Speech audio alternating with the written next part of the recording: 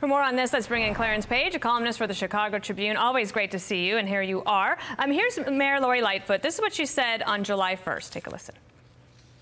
This has got to be an all-hands-on-deck approach. It's not just on the police department, not just on the fire department, not just on elected officials.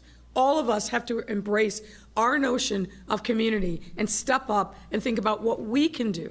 One of those aldermen that said that that was the wrong thing to do was Chicago Alderman Raymond Lopez, basically saying that she allowed staff to go on vacation before what is traditionally the most dangerous weekend in the city of Chicago is outrageous. Is that fair criticism, sir?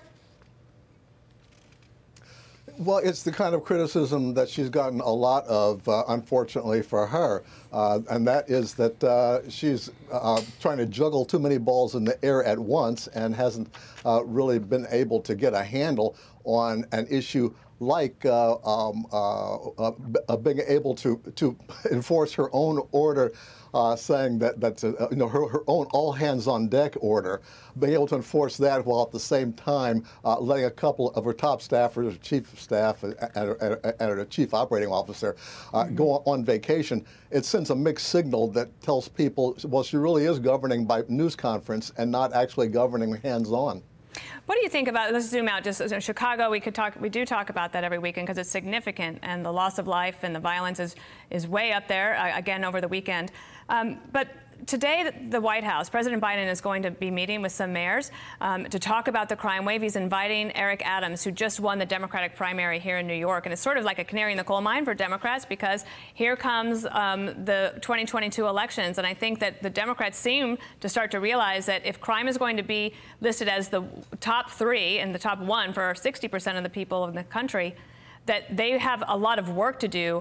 Can they do anything to turn this around, or will Republicans be able to take advantage of this when those elections come around?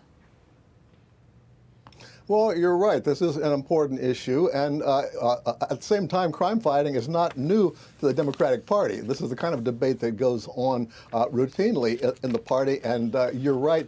There was a long period where the Democrats wanted to move away from the incarceration explosion. And